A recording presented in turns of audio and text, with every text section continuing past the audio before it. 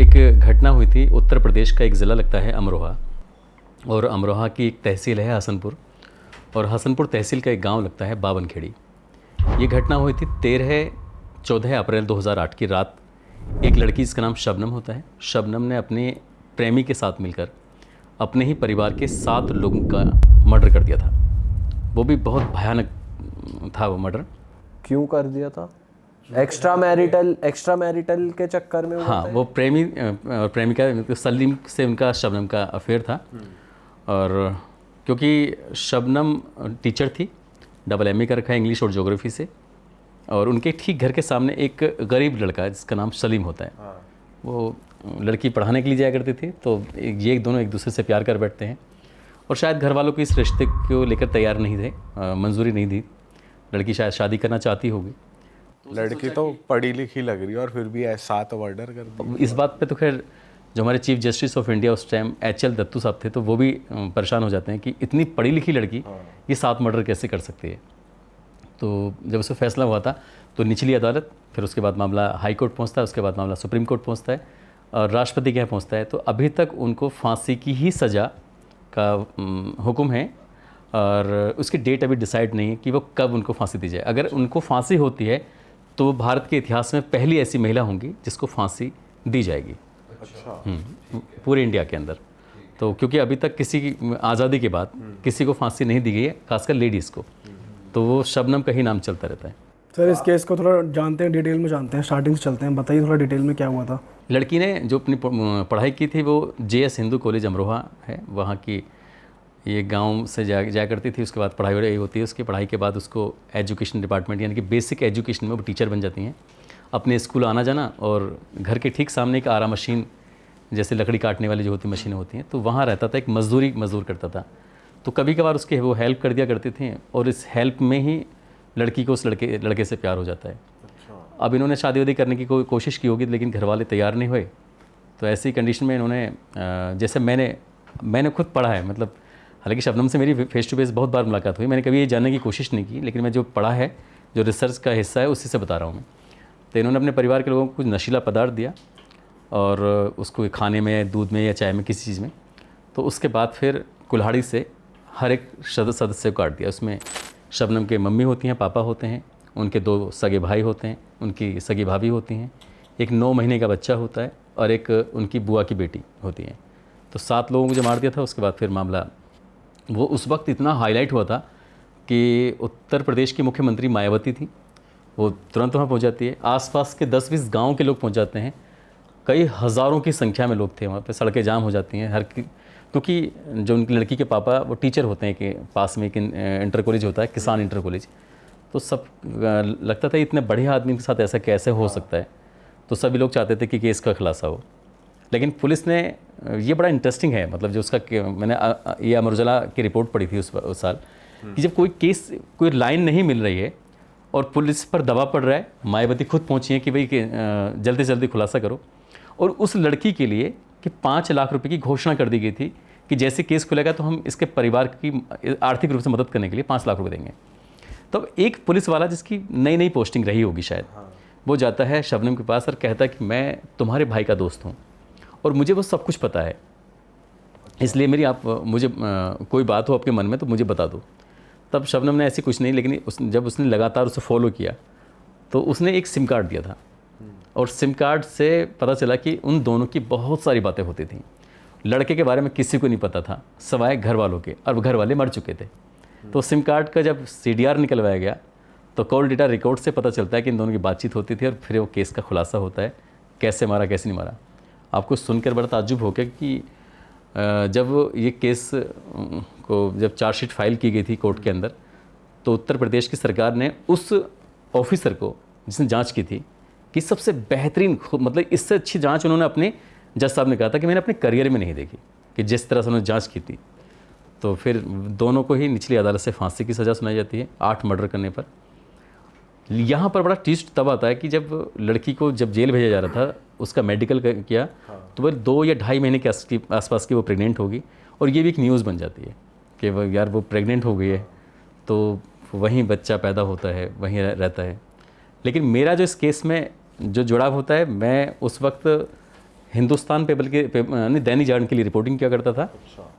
तो मैंने देखा यार मुझे शायद इस केस से जोड़ना चाहिए, यानी कि मैं उस लड़की के साथ ही कॉलेज जाया करता था। अच्छा। हाँ पहले से जानते थे? हाँ, मैं उसे बहुत पहले से जानता था कि जिस बस में वो लड़की जाती थी उसी बस में मैं जाता था।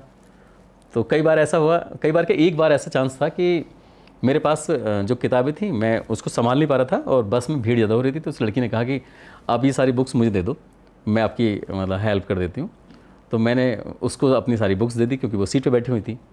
और इसी बीच में उसने मेरे डॉक्यूमेंट्स देखने शुरू कर दिए। तो उसने कहा कि तुम्हारी तो राइटिंग बहुत अच्छी है, आपकी ज्योग्राफी सब्जेक्ट बहुत अच्छा है, आप अच्छे से कर रहे हो। तो यहीं से हम दोनों की जान पहचान हो गई। लेकिन जब मुझे इस बात का पता चला कि इसी लड़की ने 7 मर्डर किए तो मुझे यकीन नहीं हो रहा था। फिर मेरे मिलने की इच्छा जगी कि मैंने यार क्यों ना से मुलाकात की जाए। और मैं क्योंकि जुड़ा हुआ था प्रिंट मीडिया से, तो मैं सोच रहा था कि इस पर किताब लिखूँ जो पब्लिक जानती है इसको एक कातिल के रूप में, और मैं जानता हूँ एक अच्छी लड़की के रूप में। और ऐसे कितने टाइम में खुलासा हो गया था इस चीज़ का कि इन दोनों ने मिलकर करा है? और 5वें 7वें खुलासा हो गया था। और जब कोई कातिल नहीं मिल रहा था तो लड़की से पूछा कि तुम पे किसी को शक है, तो उसने अपने परिवार के लोगों का नाम लिख दिया कि ये लोग हैं। और पुलिस ने उन्हें इतना मारा कि सब लोगों ने बोल दिया कि जी हमने 7 मर्डर किए हैं। यार पुलिस ने खुलासा भी कर दिया था। अच्छा। लेकिन वो जब पुलिस की मार के आगे तो हर कोई कहते हैं ना कि मुर्दे बोलने लगते हैं। तो यहाँ मुर्दे बोलने लगे थे कि जो इनका कोई रोल नहीं था बेचारे, वो उन्होंने कहा कि हमने मार दिया। लेकिन जब जांच सही दिशा में गई तो पता चला कि यही कातिल है असली। अच्छा। और एग्जैक्टली कैसे पता चला? उस सिम कार्ड से ही? सिम कार्ड से पता चला। और जब जैसे सिम कार्ड मिला था, सिम कार्ड के कॉल डेटा रिकॉर्ड, उसमें एक नाम आता है सलीम का। सलीम का जैसे नाम आता है तो उससे पूरी लड़की को अलग, लड़के को अलग। जो पुलिस गेम खेलती है अक्सर कि हमें सलीम ने सब कुछ बता दिया है। तो उसने कहा वो मैंने कुछ नहीं किया है, उसने किया है जो भी कुछ किया है। तो फिर दोनों फिर अभी तक तो एक दूसरे से प्यार करते थे, फिर वही एक दूसरे के खिलाफ हो जाते हैं। और फिर जो भी इन्होंने बताया उसके बाद फिर जांच वाँच होती है, सब पड़ गया। तो आप जब मिलने गए तो आपकी क्या इंटरेक्शन हुई जेल में? पहली बार मैं तो मुझे कामयाबी नहीं मिल पाई। मैं लगातार कोशिश करता रहा मिलने की। उसने जो एक प्रोसेस होता है किसी से जेल में अगर मुलाकात करते हैं तो उस दौर में पर्ची लगती थी, और पर्ची लग के अंदर वो पर्ची जाती है। वो मिलना चाहता है, आपसे नहीं चाहता है। तो मुझसे मिलने के लिए पहली बार में तैयार हो जाती है, लेकिन शबनम आई नहीं थी मिलने के लिए। और ये 2008, 9, 10, 11, 12 4 साल में उससे कोई मिलने नहीं गया था। और अचानक ही एक बंदा आ जाता है कि ये मिलने के लिए जा रहा है। तो फिर मुझे पुलिस वालों ने थोड़ा मेरी अच्छे से तलाशी ली, कहीं ऐसा तो नहीं है कि ये शबनम को नुकसान पहुंचाने के लिए तो नहीं आया। मेरा मकसद ये था कि मैं उस पर एक किताब लिखूं। तो वो मेरी मुलाकात नहीं हुई। फिर मुझे अचानक से ज़िद सी चढ़ी कि यार ये कैसे नहीं मिल सकती मुझसे, जबकि मेरे साथ आना जाना था, मैं सीनियर थी ये। तो फिर मैं लगातार जाने लगा। और एक दिन जाते जाते ही ऐसे 2.5 या 3 साल कब गुजर गए पता ही नहीं चला इस बात का। तब मैंने आपका प्योर इंटेंशन सिर्फ बुक किताब लिखना था, बुक लिखना था। और इसी बीच में मुझे पता चल जाता है कि उसको एक बच्चा है और इस बच्चे को देने के लिए चाइल्ड वेलफेयर कमेटी पेरेंट्स को ढूंढ रही है। अच्छा। तो मैंने सोचा कि इससे जुड़ने के लिए क्यों ना इस बच्चे के लिए अप्लाई किया जाए। लेकिन जब वो अखबार जो आता है पूरे यूपी लेवल पे छपता है, तो हर अखबार में दैनिक जागरण है, अमर उजाला, हिंदुस्तान है, कोई भी फैमिली तैयार नहीं होती थी उसको लेने के लिए। क्यों? क्योंकि लोग समझते थे कि यार इतना इसकी माँ ने ये काम किया है, बच्चा सही नहीं है, ये वो क्रिमिनल का बच्चा है। तो बिल्कुल एग्जैक्टली यही बोलते थे। तो फिर वो कोशिश की, हमने अप्लाई किया, वो बच्चा मिल जाता है। तो जितना दोषी शबनम को मानते थे, हाँ मैं लिया था। अच्छा। हाँ, ये 30 जुलाई 2015 को हम लोग उसको लेके आए। आप शादीशुदा थे उस टाइम? ये भी बहुत अच्छी बात आपने पूछी है कि जब हम किसी परिवार के साथ रहते हैं तो हमें बच्चा मिल सकता है, लेकिन अगर हम सिंगल हैं तो सिंगल पेरेंट्स को कभी बच्चा नहीं मिल सकता, क्योंकि उसे पालेगा कौन, उसे खिलाएगा कौन, आप जॉब करेंगे या बच्चे को देखेंगे। तो इसी तरह से करते करते मैं अपनी कहानी सुनाया करता था अपनी फ्रेंड को। तो जब फ्रेंड को कहानी सुनाता था तभी मुझे मेरी फ्रेंड ने कहा कि ठीक है हम इस बच्चों को लेते हैं। बाकी कोई लेडी जो हमारी अपनी कम्युनिटी की थी वो तैयार नहीं होती थी शादी के लिए इस बच्चे की वजह से। और जब ये मेरी फ्रेंड, इनका नाम वंदना सिंह है, वंदना वो प्राइमरी एजुकेशन में टीचर हैं, वो तैयार हो जाती हैं। और लेकिन उन्होंने एक शर्त रखी थी, अगर हम बच्चा लेंगे तो फिर अपना कोई बच्चा नहीं होगा, यानी कि शादी के बाद हम सिर्फ इसी को पालेंगे, यही हमारा अपना बच्चा होगा।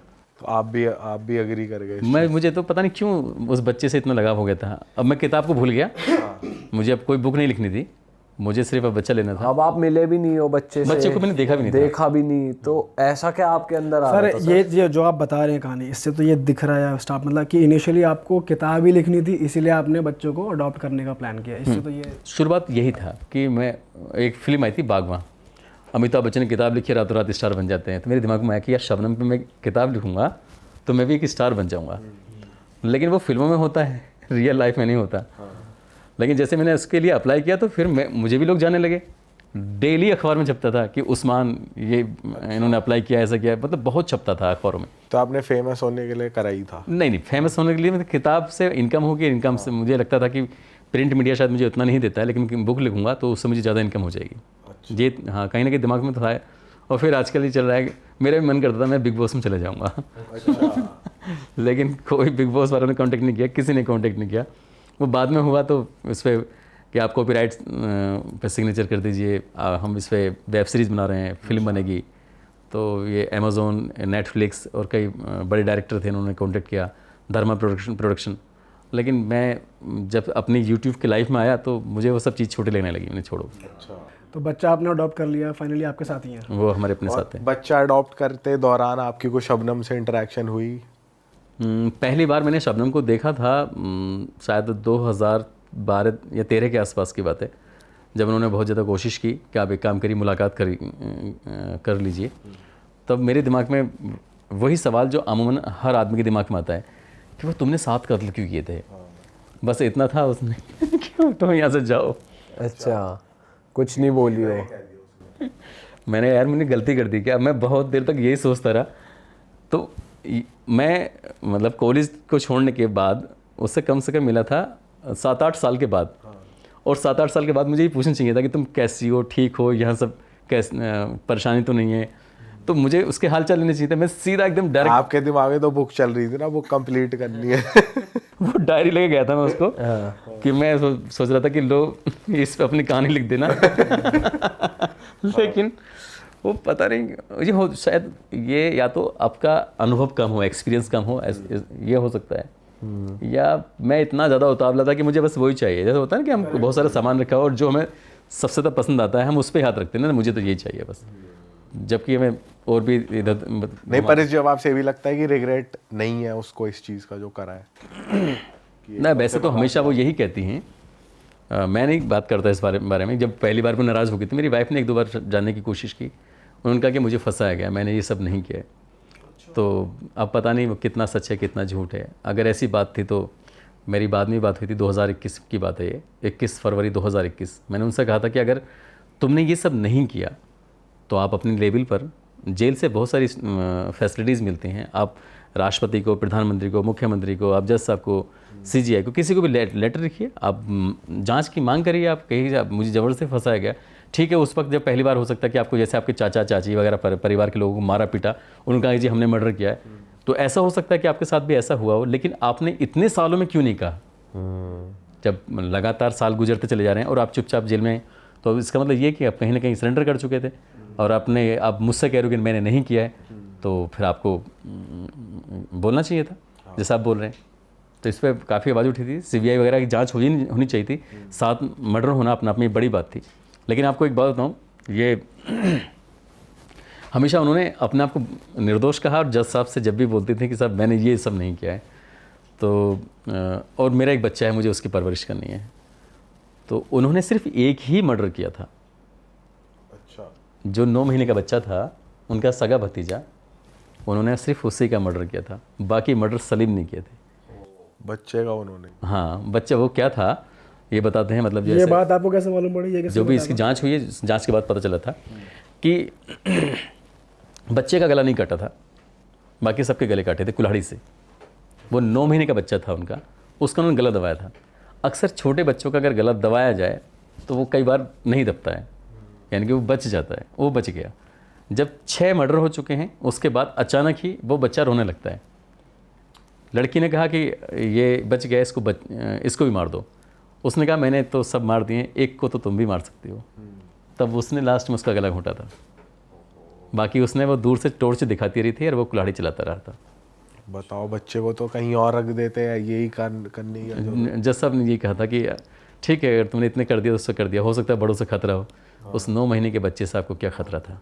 और इस दौरान सलीम भी अभी जेल में ही है अब? हाँ, वो नैनी जेल में है, ये इलाहाबाद में नैनी है, वहाँ की जेल में है। और सर वो बच्चा अभी कितना बड़ा हो गया है? आपकी जितना लंबा हो गया है, अच्छा, आपकी जैसा है। क्या नाम है? नाम बट उन्हें पता है ओरिजिनली उनकी मम्मी की स्टोरी? सब कुछ पता है, क्योंकि आजकल यूट्यूब पे सब कुछ आता है। अच्छा। और आप, सिंस आप एक मुस्लिम है, आपकी वाइफ हिंदू है, तो वो क्या रिलीजन फॉलो कर रहा है, या आपने मतलब कैसे उनको बड़ा किया, शिक्षा दी, क्या सिखाया? वो ऐसा है कि कभी भी ईद और दिवाली एक साथ नहीं आती है। जब ईद होती है तो वो ईद मनाता है, दिवाली होती है तो वो दिवाली मनाता है। तो दोनों अपनी दादी के घर भी जाता है, वो अपनी नानी के घर भी जाता है। तो उसको दादी का भी प्यार मिलता है, उसको नानी का मिलता है, माँ बाप का भी मिलता है। तो सब कुछ उसकी ज़िंदगी में मतलब वो एंजॉय कर रहा है लाइफ को। और मैं आपके इस रियल टॉक पे आएगा ना, तो उसके माध्यम से ज़रूर कहूँगा कि जब वो पहली बार जेल से निकला था, ये बात है 30 जुलाई 2015, तो वो तैयार नहीं था निकलने के लिए, क्योंकि एक माँ से बच्चा छूट रहा है और एक नए लोगों के पास पहुँच रहा है। वो इस टाइम कितना बड़े हो गए थे? वो 6 साल 7 महीने और 21 दिन का था। 6 साल तक रह सकते हैं बच्चे जेल में? हाँ, 6 साल तक बच्चे रह सकते हैं जेल में अपनी माँ के साथ, क्योंकि जब कोई उसकी परवरिश करने वाला नहीं होगा, वो ब्लड रिलेशन ने उसके पैदा किया है सब कुछ। तो फिर तो वो अच्छा खासा अटैच हो गए होंगे अपनी माँ से तो अटैच था ठीक ठाक, लेकिन हम नए लोगों से कैसे मिले। तो मैंने उससे कहा कि तुम्हारी मैं सभी ख्वाहिशें पूरी करूँगा, बताओ तुम क्या क्या चाहते हो। तो उसने कहा मुझे आइसक्रीम खानी है। मैंने कहा बहुत सिंपल सा, अपने मन में सोचा आइसक्रीम तो जाते दिलवा दूँगा। दूसरा उसने मुझसे कहा कि मुझे ऑफिस वाले कपड़े चाहिए। मुझे बहुत दिनों के बाद समझ में आया कि ये कोट पैंट को ऑफिस वाले कपड़े बोलता है। ये भी बहुत ईजी था। तीसरा उसने कहा कि मुझे सलमान खान से मिलना है। तो मैंने कहा ठीक है, सलमान खान से मैंने हाँ में हाँ मिला दी उसकी। अरे ठीक है, मैं जानता हूँ, मेरा दोस्त है ये वो। उनसे तो हमें ही मिलना है। आपको भी मिलना है तो बिग बॉस में चले जाइए आप। तो अब सलमान खान से तो मिलना भैया मेरे लिए तो पॉसिबल था नहीं। हालांकि किसी ने मुझे उनके वालिद साहब, इनके सलीम साहब का नंबर दे दिया था और मैंने डायरेक्ट फ़ोन भी लगा दिया था। तो अंकल ने कहा अरे यार जिससे देखो वो सलमान खान से मिलना चाहता है, कोई मुझसे नहीं मिलना चाहता। मैंने कहा अंकल आप ही मिल लो। कम समय ही कह दूँगा कि हाँ सलमान खान के पापा से मिला हूँ। लेकिन उनकी याददाश्त वगैरह काफ़ी बेचारे बुजुर्ग हो रहे हैं। खैर वो पॉसिबल नहीं हो पाया। तभी दिमाग में आइडिया आया, एक फ़िल्म आई थी बजरंगी भाईजान, तो मैंने दिखाया उसको उनकी ये है सलमान खान। तो वो फिल्म देख के इतना खुश हो गया था, क्योंकि जेल के अंदर जो टीवी होते हैं वो छोटा साइज होता है या इतना बड़ा होगा, और जो मॉल होते हैं उसके अंदर जो सिनेमा होता है वो तो बड़ा होता है। तो टीवी देख के खुश हो गया था। उसने फिर सलमान खान की कभी डिमांड नहीं की थी। बट सर आपके लिए भी तारीफ़ है, आपने एक बच्चे की लाइफ चेंज करी, और आपकी वाइफ के लिए भी उन्होंने भी बहुत बड़ा स्टेप लिया है, आप दोनों ने मिलके। अरे वाह, आपने ये वीडियो यहाँ तक देख ली भाई, तुमने हमारी मेहनत सफल कर दिया। तुम ही लोग हो असली रियल हिट। और अगर आपको बहुत मज़ा आ रहा है ऐसी क्लिप्स में, ऐसी वीडियोस में, तो फटाफट जाइए प्लेलिस्ट पे बिंज वॉच कीजिए, सारी वीडियोस देख डालो और मौज काटो। That is it. हम मिलेंगे नए पॉडकास्ट में, नई क्लिप में। Till then bye bye, see you, take care, do subscribe. Best of real talk online. Okay, bye bye.